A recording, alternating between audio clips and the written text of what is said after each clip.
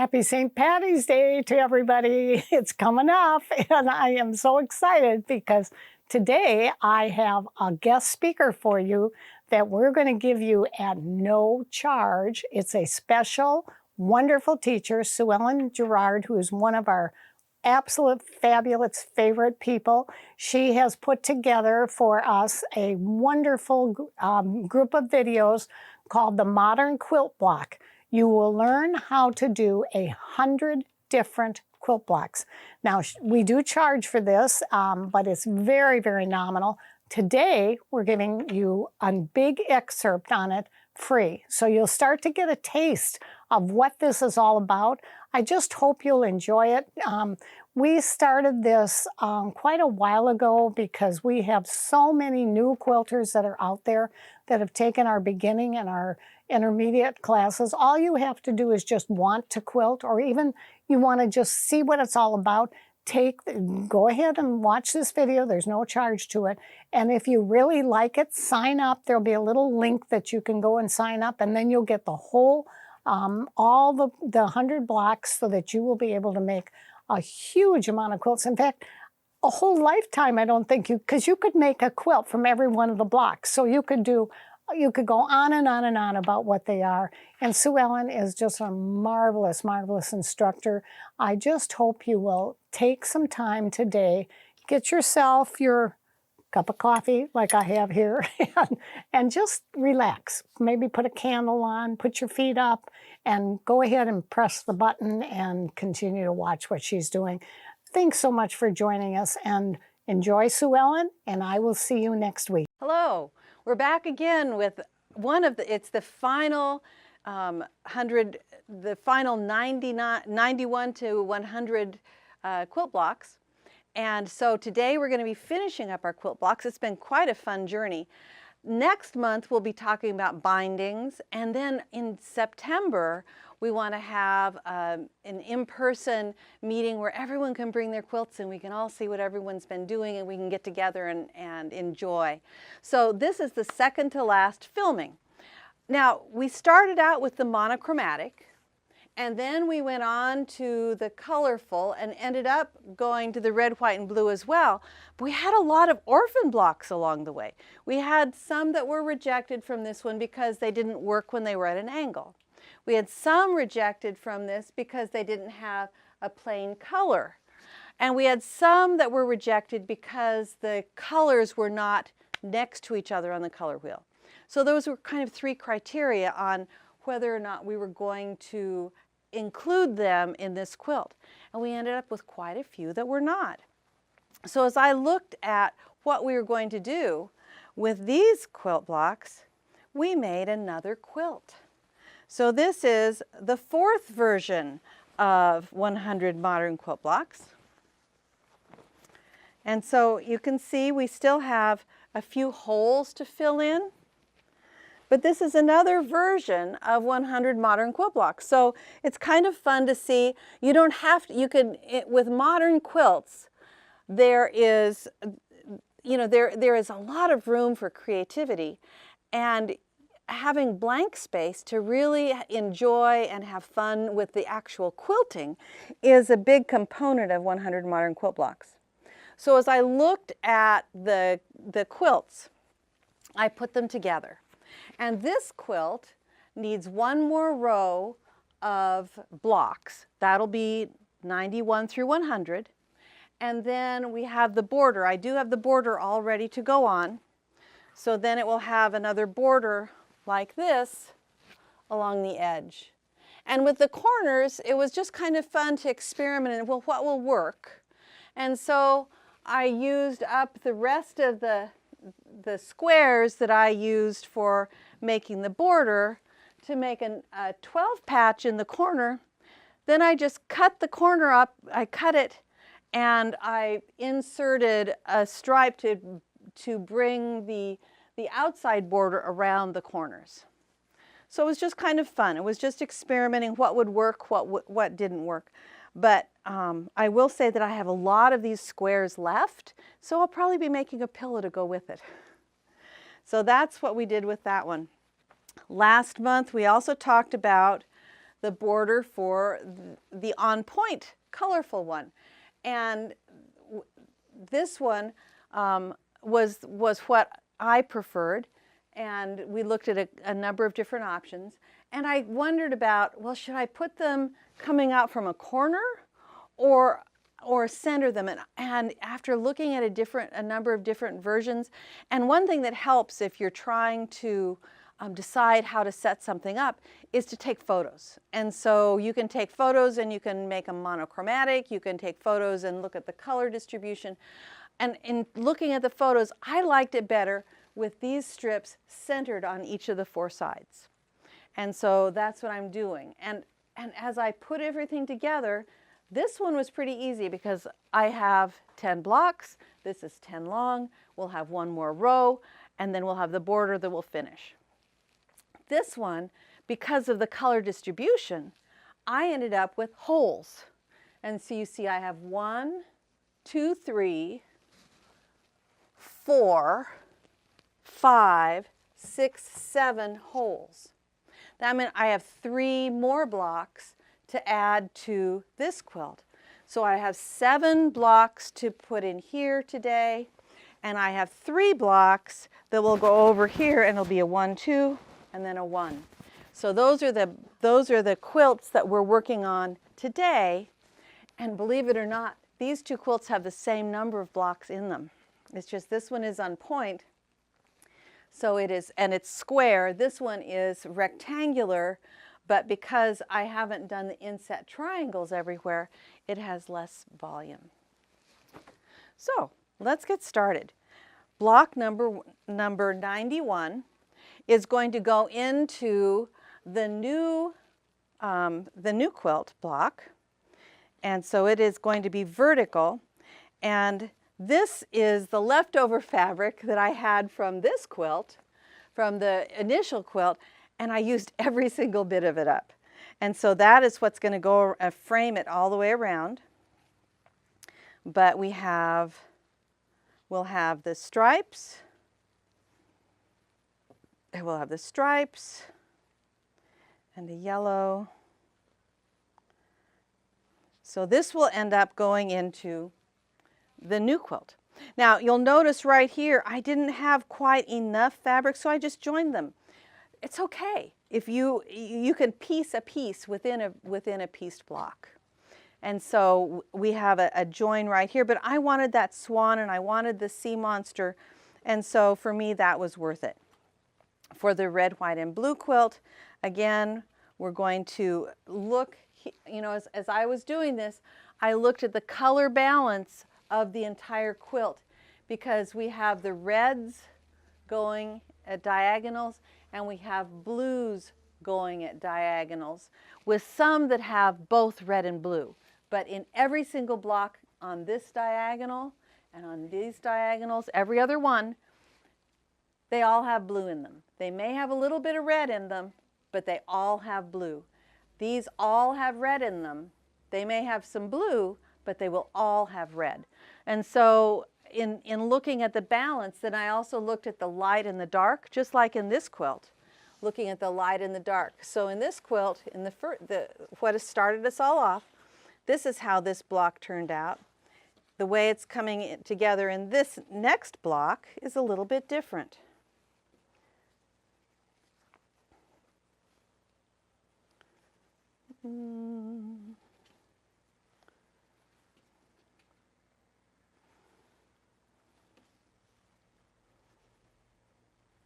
So we'll have just a little bit different layout in that, but it'll still be nice. Here we go. This and this with this. And then I looked at here. We have this. I could have done this, or I could have done this, but I liked that better when I looked at it in total, when I placed it within that quilt. So these again are very straightforward piecing. You're going to piece these two together, and then piece that. You'll piece this together, and then you'll piece these together and sew this. So it's a very straightforward, again, it's just straight line piecing. The important thing is your color choice, your design choice, your fabric choice. And so let me sew together this one, and I'll show you that it really doesn't make any difference if you piece to piece within a pieced block. So the first thing we're going to do, the first thing I want to do is I want to look at how do I want this to line up. So I think I want to have this green over next to that one. So I'm going to put this together here. And usually I like to sew always, I almost always piece on my Bernina, but the Brother is a great piecing machine too. And I got this new clear foot. It's a baby lock foot, but all the baby lock feet fit the Brother machines. And I really like clear feet. And so I can see exactly where things are going. It's just awesome. And as long as you know exactly where your 1/4 inch is, a 1/4 inch is a 1/4 inch. Okay, so then I'm going to finger press. We'll do this one.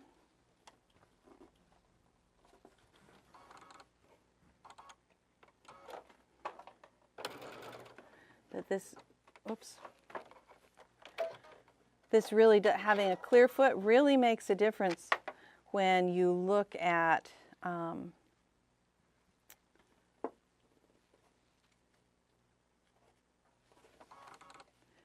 when you can see exactly what's going on under the foot. I just love it.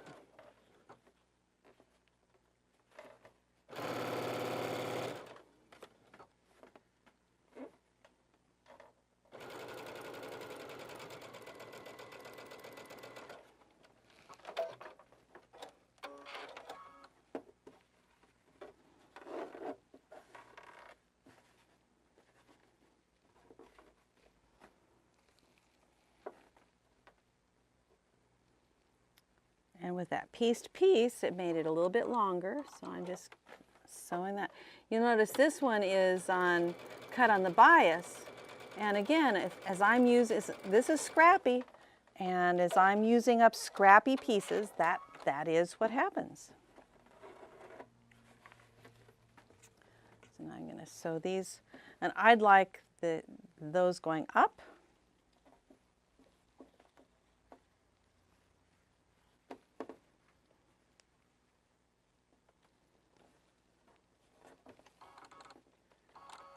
And the other thing I always do when I finish doing a block is I have a 6.5 by 6.5 inch square, and I press them and make sure they're all exactly 6.5 inches. And then all is well. Okay, we're going to line up this seam here, because we want that nested. And so I'm using my fingers as pins. I'm feeling that being nested right there. I'm going to pull it in just a little bit.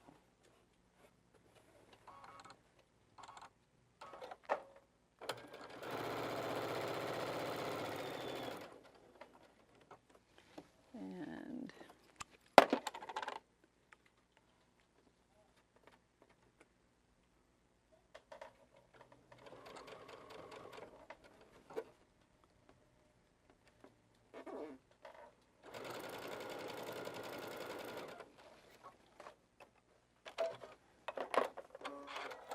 okay, so now before I was ready to frame this, what I would be doing is I would be taking this and making sure it's exactly 6.5 inches square. I'd trim it.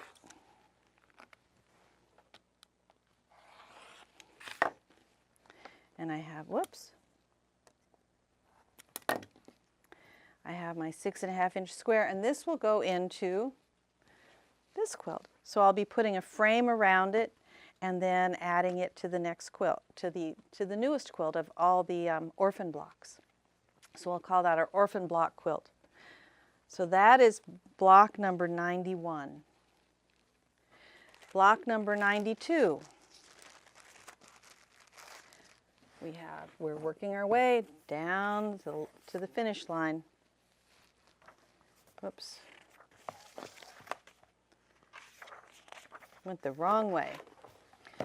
And again, this is a block that has a central picture, and I needed to have this one on the diagonal. It's going to go right here. So this will be filling it in right here. So as we look here, and we have, I needed some more blue and purple, and so we have, this will go up here, and this will go along here, and this will go down here, and this will go here and here. Whoops.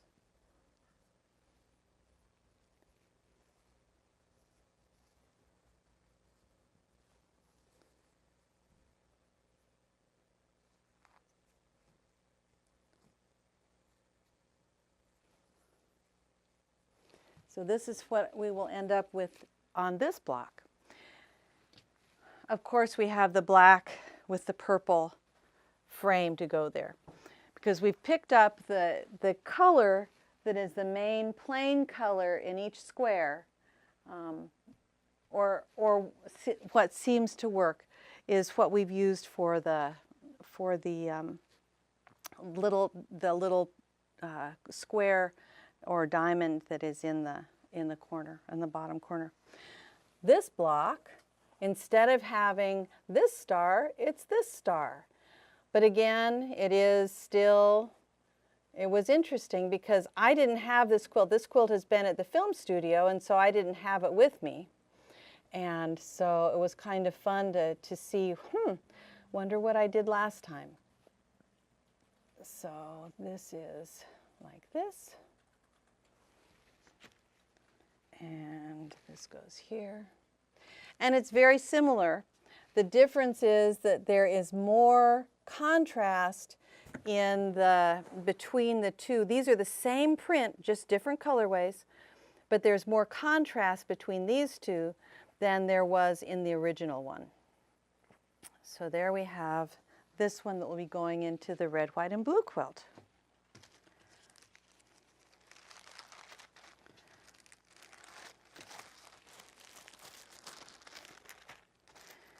Block number 93. Block number 93 is going to be kind of a cornerstone. It's going to go way up in the corner.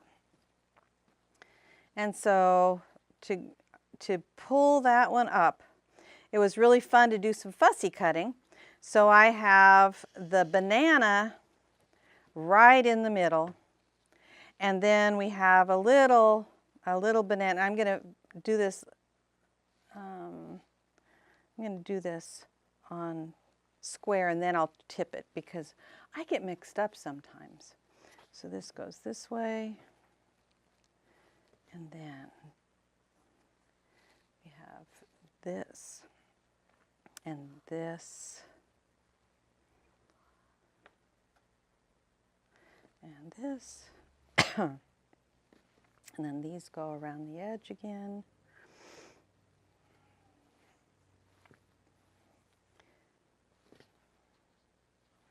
And then we're going to turn it on point.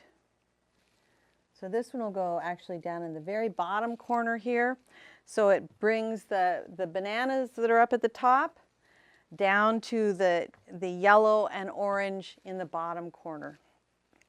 So it's behind the ironing board, so I'm going to leave that one there. For the red, white, and blue quilt, it's a red colorway instead. And this time, that's the centerpiece. And so then here, and I was running out of this fabric, but I really wanted this fabric, the dark one. And so I did piece this, but you can't even tell it's pieced, so it works. And then the light goes around the edge.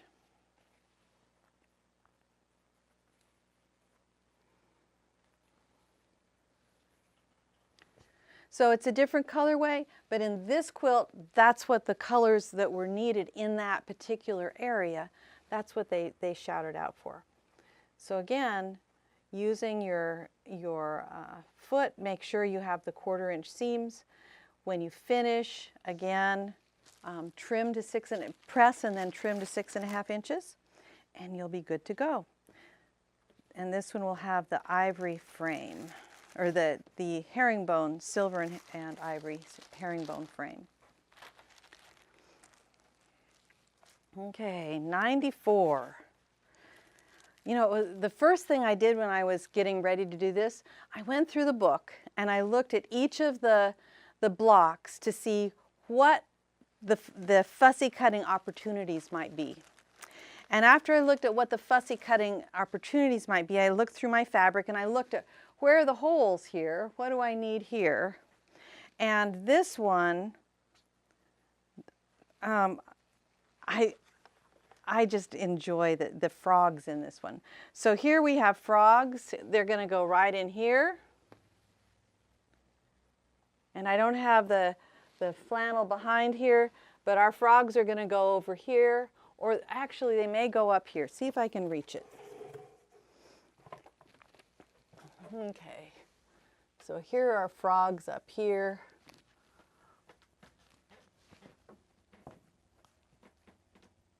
And then they'll have the light and the dark that are in that surrounding them. And so we'll have dark green, or the light along, along the bottom, and we'll have the dark along the top.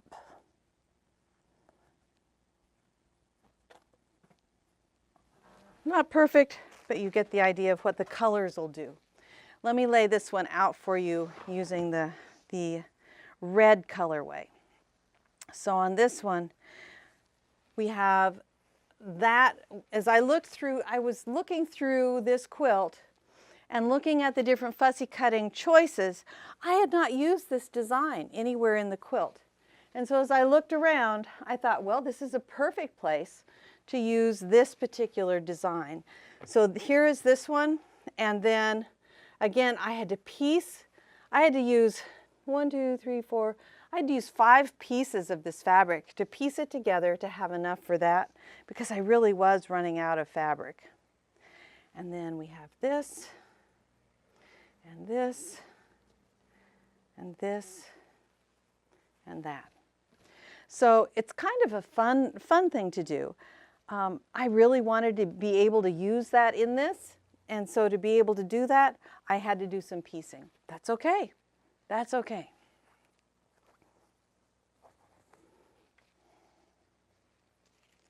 I also didn't have enough to have these two match, and so that's why I changed out to using some of the light part of that in that area.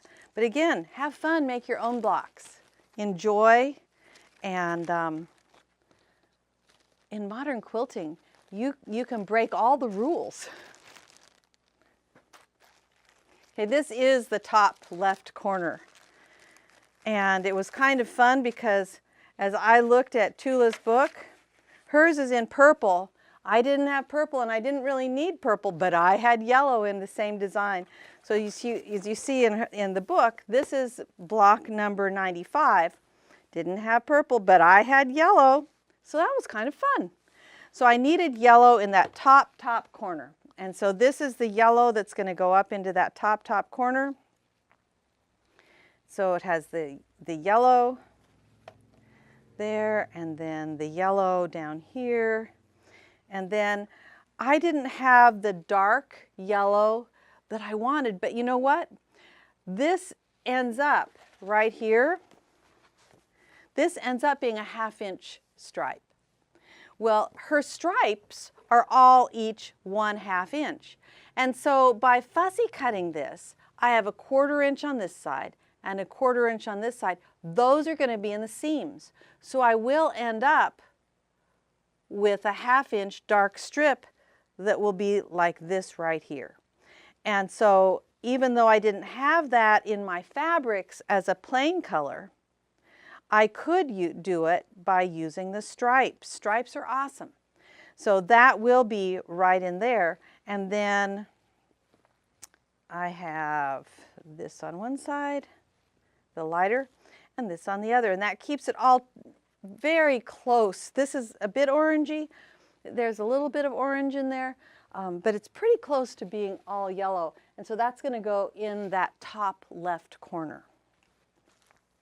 Now, in the red, white, and blue quilt, there isn't really a stripe. So I have the zigzag stripe that I can use. And that's what I did last time. And this time I did it just a little bit differently.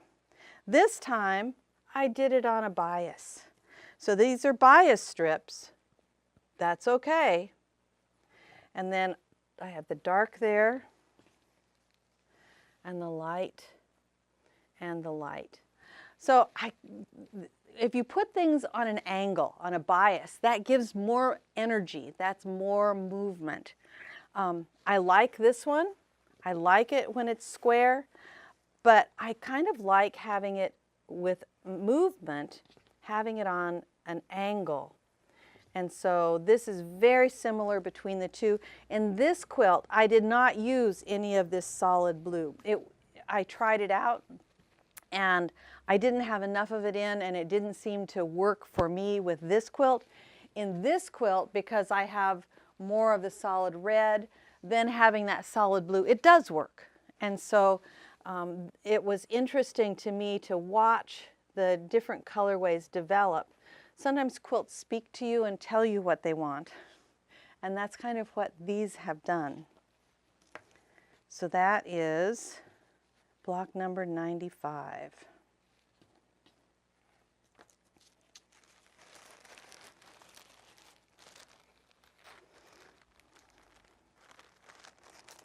Block number 96.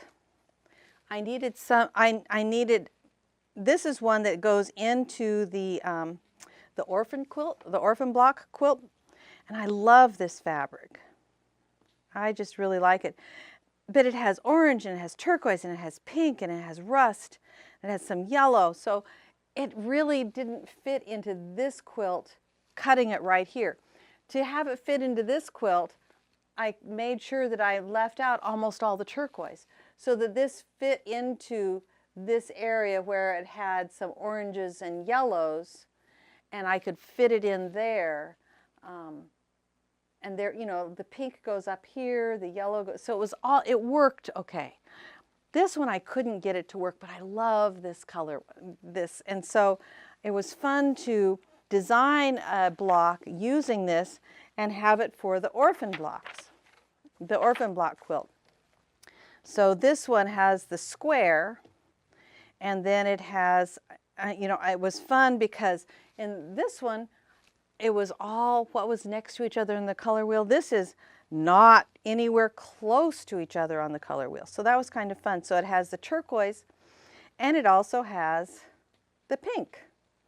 So we have pink at the top, turquoise at the bottom, and then pink here. And then we have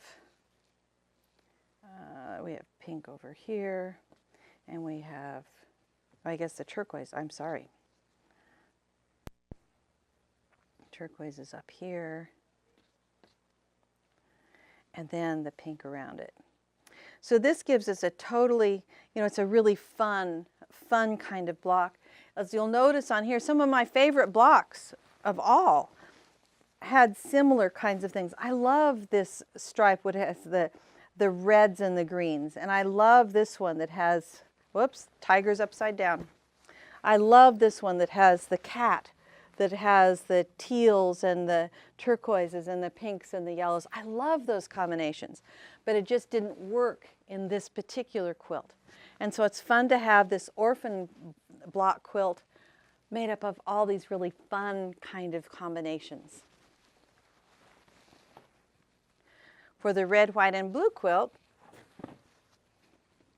again, it's very similar. And, you know, I did this at home, and so I wasn't around to, you know, I didn't have this pictured in my mind. So it is in the red colorway instead of the blue.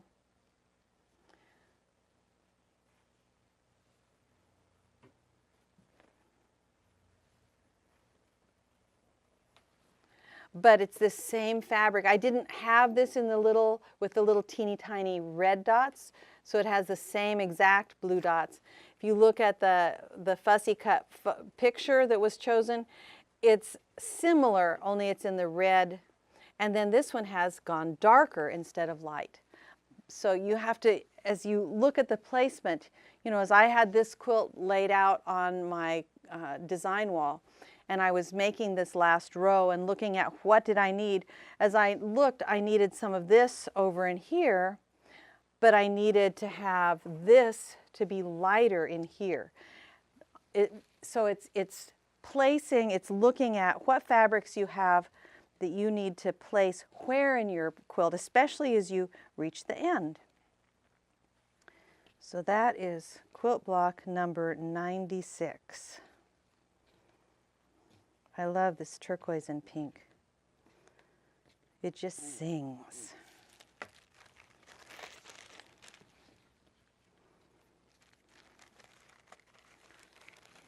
Okay.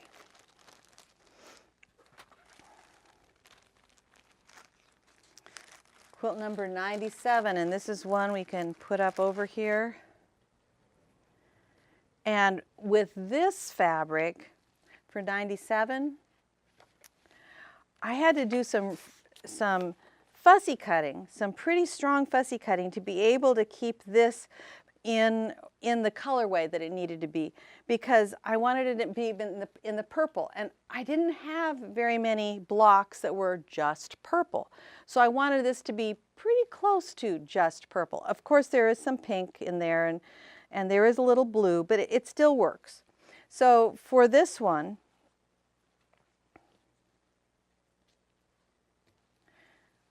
we're going to put it over here. Can you get it here, Nick, or not really?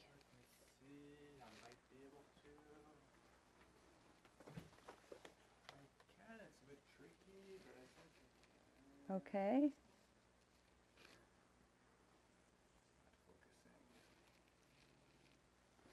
Well, then I'll do it up here. Okay. So it's going to go in that bottom corner over there. But to be able to have this one work, I needed to be able to have it as much purple, and this particular fabric has rainbows of different colors of all of the birds and the stars and the explosions in it. And so I had to really use my cutting templates, the clear plastic templates that let me see what it's going, and I moved them around on the fabric until I could find a place in that fabric that was this size, that had these colors that I wanted in this block. So after doing that, then we added in that purple, and we added in this lavender. So that will go over there close to the bottom left-hand corner of the quilt. We're getting close to having all of the gaps filled in.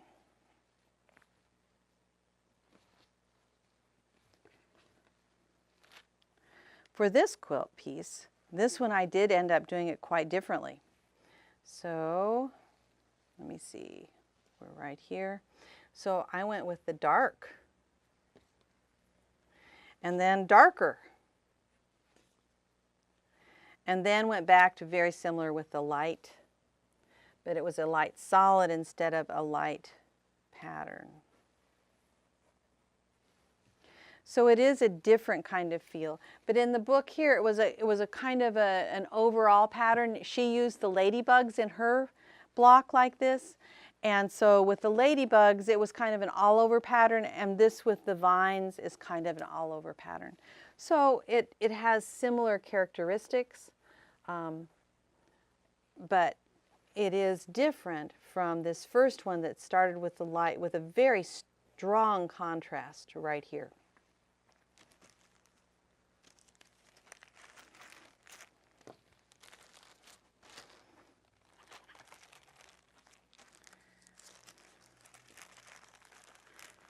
98. We'll keep moving down. This one, this block is going to go in the Orphan block quilt. And so again, I didn't have to stay true to any particular colorways. It was kind of fun. It did end up kind of in the blues and purples, and that it could have gone into the other block, but I had enough of the blocks all filled in. And in the book, Tula does use this fabric in there, so that was kind of fun to find. And then she used the ladybugs. I didn't have anything that was a ladybug other than I do have the orange ones and I do have the red ones. Didn't have the multicolored orange ladybugs. So don't have it, that's okay. I'm going to put this here. And then this is going to go over here with that. And with that. So we have our purple and blue. They're in the purple family and the blue family. So there we go. For this one, guess what?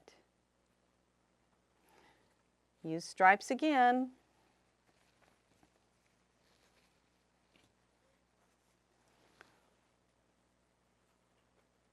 But that's dark instead of light. And that's light instead of dark.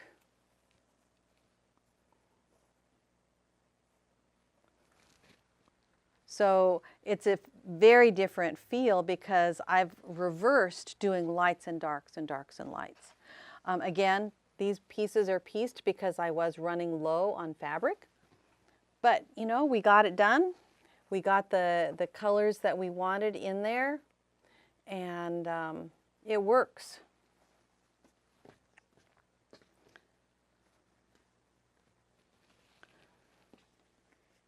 It'll be really fun to get together in September and see all of your quilts because I'm sure they are gorgeous.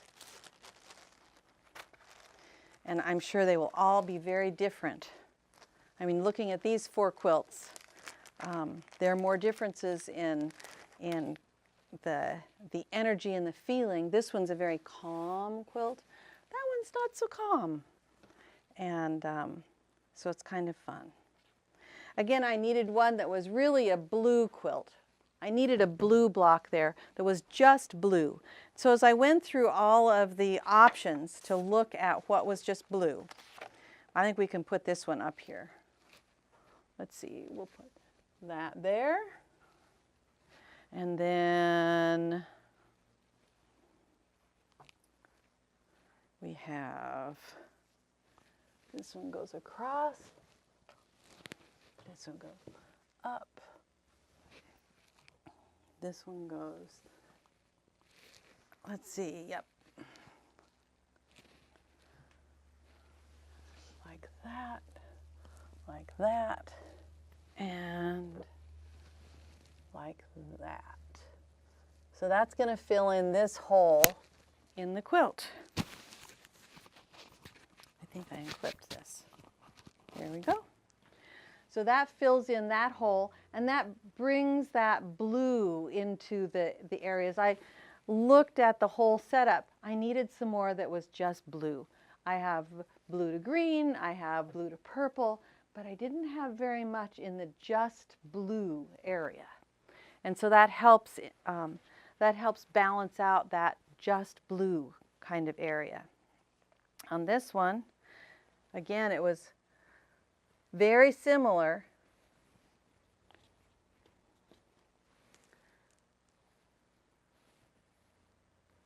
But at the same time, very different. And so instead of having the lighter there, it's the dark. And then as I looked at the quilt, I had not used this medium scale print very much. And I needed to add in the medium scale print to balance out that part of the quilt. And so, you know, when you look at a block in isolation, you may or may not love it. This one, it doesn't sing to me when it's just looking at this block, but in context, when I put it up on the quilt with all the other blocks, where it's placed, it needed those colors, and then I really like it. So sometimes you have to look at not just the individual quilt block. Some you'll probably like better than others, but in the context of the whole, that's where you have to look at the balance of the entire quilt, at the lights and the darks, and at the flow. Okay, the last block, I went through all of my stash and thought, as I was getting ready to start this, what figure, what kind of fussy cut fabric have I not used that I really wanted to use? And I love these otters. I think they are darling. And so these otters, they're going to go either up there. I think they go up at the very top where it has yellows. And it has yellows and it's going to greens. And this is block number 100, so it was an important one for me. Tula used the squirrel fabric for that one. I'm going to see if I can climb up there and put it up.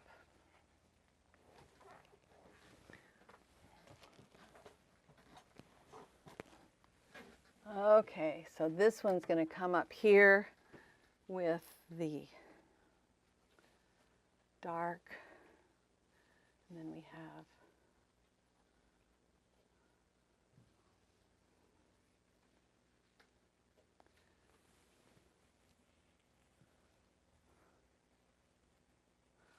how did it go?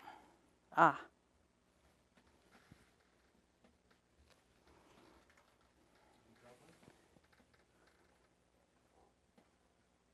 There we go.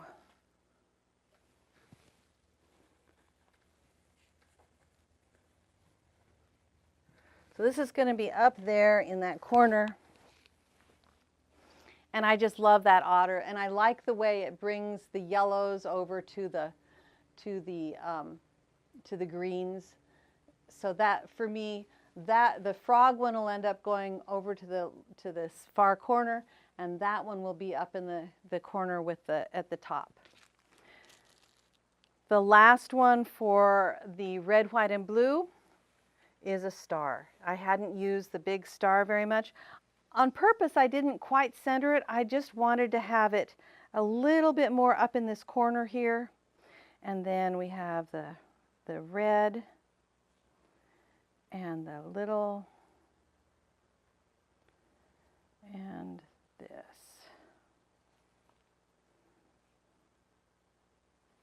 So that will be the final block for our red, white, and blue quilt. So over the next month, what I'm going to do is I'll finish putting these together and I'll get them quilted. And I'll bring them back next month and we'll look at bindings, and we'll look at the quilting designs and how those worked in with the modern quilt. And so I'll see you in a month, and then I'll look forward in 2 months to getting together with all of you and seeing all of your quilts. Thanks.